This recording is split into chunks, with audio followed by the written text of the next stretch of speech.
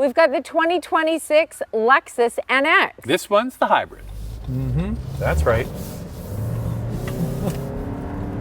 Okay. Quite nice, quite nice. We're going to get into any updates there are for 2026 in just a moment. Right now, Andrea, what's under the hood of the NX? Well, a 2.5-liter four-cylinder with Lexus hybrid drive. It's matched to an eCVT and gets a combined 240 horsepower. Front-wheel drive and all-wheel drive options are available in the US and in Canada, standard all-wheel drive. So it is the same hybrid system they use for RAV4, except it has a larger electric motor. That's why you get more power.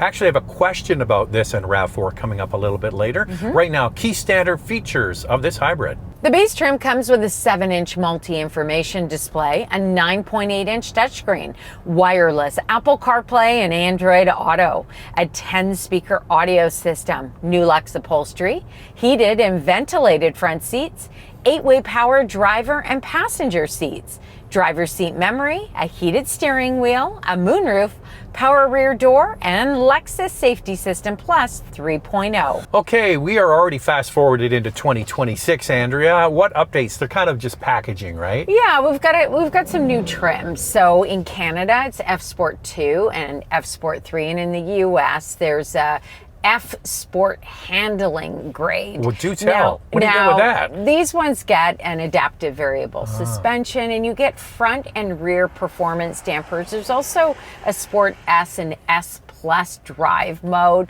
so you get a bit of a sportier suspension. We seem to get an NX hybrid every year.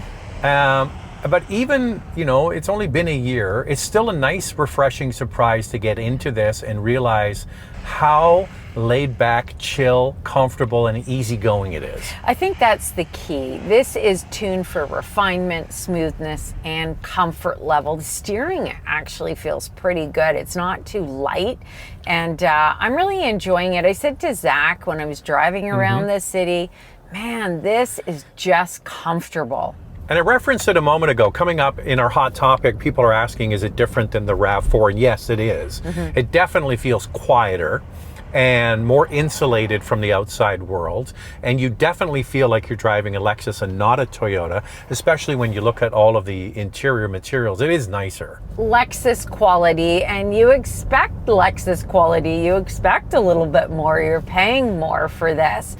When you look at something like the Toyota Crown Signia, I think that Toyota's done a really nice job making that not only refined, you've got this type of power in the Signia, but it's still not as well insulated as this Lexus. Yeah, that's more like a Camry developed car. This is the RAV4 based car. But yeah, they've done a nice job selecting the dampers, selecting the insulation, the insulated glass, all of that comes together. Another thing that's new for 2026 for the US is that every trim now has a front-wheel drive option. Of course, you can get all-wheel drive if you choose, but standard front-wheel drive. No, Andrea didn't buy that sweater to match this. She has a closet for every car color on the planet. I do like this. Our neighbor got a Lexus GX in this nori green. Yeah. That looks the business. It's amazing how a color can change the look of a car. I like this color a lot. Gee, I would spec it exactly this way. Not only do I like the interior color, but I'm a huge fan of nori green. It's just beautiful. Remember when this new model came out? I guess it was 2022. And Lexus said they actually focused on making the design of it more aerodynamic, and you can see it. It's quite sleek. I think it does have a bit of a sporty exterior design compared to other Lexus models. You know what it is? It's well styled, and it's not gonna age out. Like if you get some like avant-garde looking cars, after a while they just age out. Look at it. Look at an Audi Q5, for example. They haven't changed that design for 20 years because you know why? It works. And this one on this car works as well. Even the big front grille, we're used to that now from Lexus. The spindle grille isn't too bad on this model. It's not as bold as some of the others, so I don't mind it. And like I said, it borders on sophistication, elegant, and yet sporty for an exterior design. Now, unlike the larger RX, this doesn't have the rear wiper tucked inside the upper valance. It's an exposed rear wiper. Are you going to spend all that extra to get an RX just to have the hidden wiper? Probably not, No. but it is a nice feature. They maybe could work into this when it gets updated. Yeah. Now, pretty much everything's done on the screen. They do have a big knob here, so you can put it in sport. But what else can you put it in, Andrea? You're going to put it in S for subscribe, and if you can hit that notification bell, you'll be notified when all of our reviews drop, and then you can watch them. And we do this, a couple car review twice a week. The first one drops on Wednesday. We put another one out on Saturday. And you know, all kinds of YouTubers that go on about most of the people who watch don't subscribe, but it's true. So if you like what you do, all we ask is you subscribe, and it's still free for the fall. All right, Andrea, foot to the floor in the NX. Now you got to remember that's a 2.5 liter 4-cylinder doing the business. Gets a little bit louder, but acceleration is now. good. Hear a little bit of wind noise. Yeah, it's tolerable. I'm okay with that. I think acceleration is fine. You're going to find passing power to be great. This is an electrified vehicle. This does have run flat tires. I'm not really bothered by them. I thought that they would be a little bit louder, but they're not bad. You know what, Andrea, a little update for you. I picked this up. They actually put the winters on already. So winter tires are a little bit softer just by their compound. So maybe that's also helping with the ride. The thing is, that's where that larger electric motor comes into play. When you want that launch off a light or that passing power, that little extra kick, that larger electric motor makes all the difference. And as for imperfections in the road, I would say it does a pretty good job with them. It doesn't feel like the cabin gets a lot louder when you're hitting them and you're in those grooves. The NX gets 7.7 inches of ground clearance and comes standard with LED headlamps, available triple beam headlamps and cornering lamps, standard LED fog lamps, LED tail lamps, 18-inch wheels, available 20-inch, and as I mentioned, those run flat tires. F Sport models have F Sport enhancements to the exterior and interior, including mesh grills, painted wheel arch moldings, and larger wheels. So when I picked this up the other day, all the way home, I keep pushing the seat thing down, hoping I'm going to get a little bit more headroom. I don't remember this, driving this in the past, but this time it really stood out to me that the seat goes up for shorter people, but it doesn't seem to go low enough for tall people. I would say if you're 6'4", and higher, you won't fit in this. And like ours, unless you do this where you lie back, like that's the way you can do it. Yes, and our son, who has a very long torso and he's 6'2", he would have a hard time with the headroom for sure. And then the pano roof, you're getting less headroom than if you get one without it, just the way it is.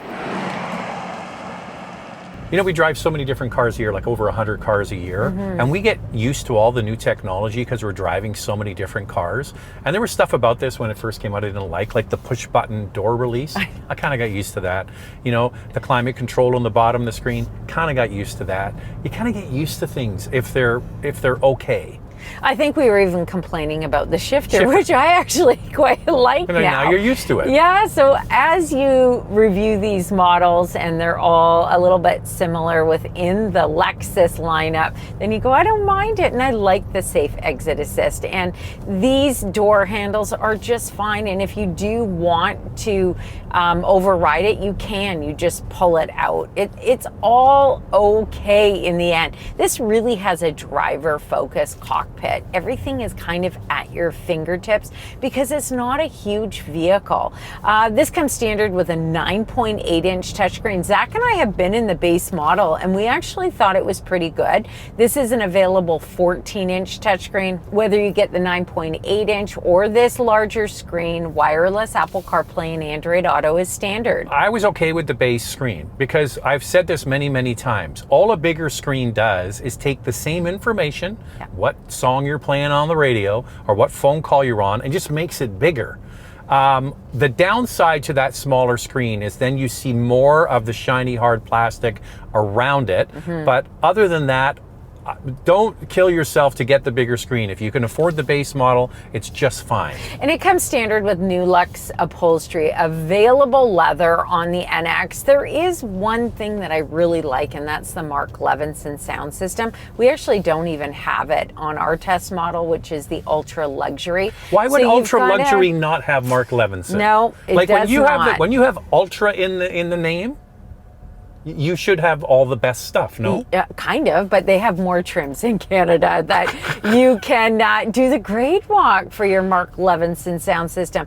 But I do think, you know, if you can make the stretch, although this does get up there in price already, it is a great sound system. You know what? We drove a few years ago now, kind of like the basic one, and I was totally fine with it. I thought, you know, I could live with that. Especially if you're trying to just get into a hybrid and you don't want to spend a ton of money, at least that option is there for you to start saving at the pumps. As for storage, you can open this on either side, which is a nice touch. It is fairly deep, not huge, but pretty good for this compact class. Door pockets are not bad. You can put a couple water bottles in there. And then you got the wireless charger in front of the shifter and the cup holders, but it's not that big. No. You know, side to side, it's not that big, but that's what people, it's easy to maneuver. That's the upside. Nimble. As Andrea mentioned, there are more trims available, and other features include that wireless charger, a head-up display, panoramic view monitor, panoramic sunroof, heated rear seats, power folding and reclining rear seats, power back door with kick sensor, and an advanced park system. The F Sport models have F Sport exclusive details, F Sport badging, sport seats, a race-inspired steering wheel, and aluminum pedals. Well, if you're not aware, this is based on the same platform as the RAV4, built in the same factory. You get in the back seat, both are compact SUVs. You don't get a ton of legroom or a ton of headroom, but Toyota and Lexus do use a nice quality foam, so the back seat is comfortable. Front row legroom is 41 inches, and second row legroom is coming in at 36.1 inches. Trunk is not huge on this, and when you lift the floor, you see there's some extra cubbies there. On the left-hand side, that's where the 12-volt battery is. How does this stack up? Cargo space behind the second row is 22.7 cubic feet, and overall cargo space is 46.9 cubic feet. This comes with a tire repair kit. No temporary spare tire is available. All right, some good questions, and we do talk about RAV4 a little bit later. Time now for questions, coffee, and cars. Your questions from Instagram. My biggest pet peeve has started to become car makers moving their ventilated seats, fan controls into their screens, infotainment, as opposed to having physical buttons. It's less safe and buttons are always timeless. But aside from that, the interior looks great. You're preaching to the choir. Yeah. We agree. The good thing about this head unit is that you get the big temperature controls with sticking through the screen. We saw that for the first time, I think it was on a Mach-E that had the integrated screen and knob. But all the HVAC controls stay on the bottom. They do. And we're hearing more and more complaints about this from viewers, brands that are doing everything in the screen. BMW has a problem with that. There is a volume knob and drive modes. You don't have to go into the screen for either of those. You do get used to it though, but I think the Koreans do the best job of combining high tech. They've got high tech screens and still physical buttons. I think that's the way to go.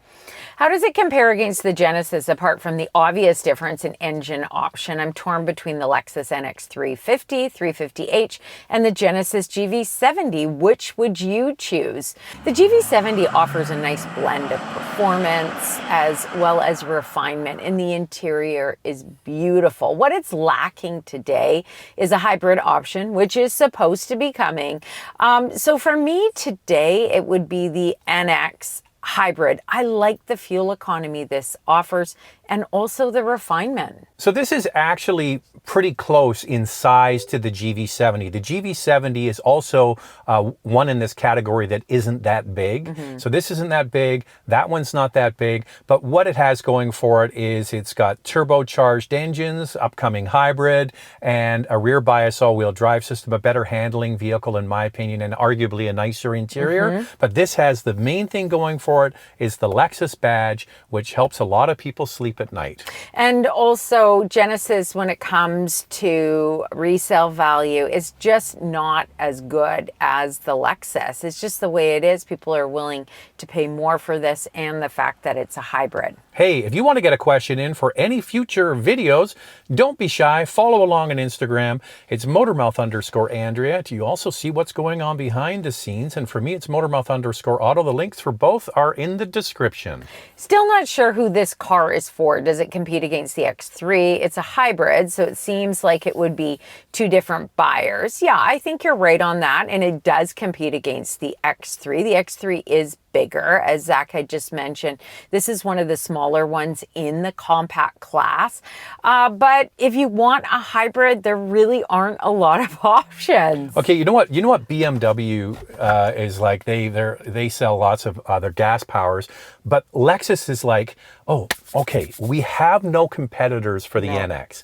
It's a compact luxury SUV. It's a true hybrid. They only have one competitor, which is a Lincoln, and they're like, we'll just harvest all of those people that are looking for a straight hybrid. They're like, we're glad we don't have any competitors because they can't make enough of these things. Yeah, and the Germans, as well as Volvo, they tend to do plug-in hybrids, which Lexus has too for the NX. So if you're interested in a plug-in hybrid, you've got that option. And now the Germans do, as well as Volvo, 48-volt mild hybrid system, but it's not the same. It's not a traditional hybrid, and it doesn't deliver the fuel economy that this has. This is a popular choice in this category. And now it's time for our hot topic. What's this one, Andrea? How's the eCVT? Hoping it's not as motorboat sounding and droning as the one in the RAV4. Well, you're never going to get away from the fact that it is an eCVT and it is a Toyota or slash Lexus hybrid system. They do have a kind of unique sound and feel to them that is, you know, in the family. However, with that larger electric motor and the better insulation, I think it's better. I think it's better too. It definitely has a more refined feel. The RAV4 definitely gets louder, especially under harder acceleration. But the Crown Signia is better than the RAV4, but not quite as quiet as this. So take that to the bank. Okay, let's get into all the vital stats. Stick around, the fuel economy is excellent, and more. Let's start with pricing. We'll do Canada first and then move on to the US. Pricing in Canada includes freight, PDI, and fees. The base model starts at just over $61,000, and that top F Sport 3 is just over $74,500. In the US, we're using MSRP. The first front-wheel drive model starts at just under $45,500, and the F Sport handling front-wheel drive is just under $54,000. Add $1,550 for all-wheel drive. Well, here's the very good fuel economy, 5.7 liters per 100 kilometers city, 6.4 on the highway. That's 41 miles per gallon in the city, 37 on the highway. This NX can tow 2,000 pounds. And the warranty is 4 years, 80,000 kilometers or 50,000 miles. In the United States, you get complimentary maintenance covered for 1 year or 10,000 miles. Now, usually we do competitors, but there's only one other hybrid in this class, and that's the Nautilus. So that's out the window.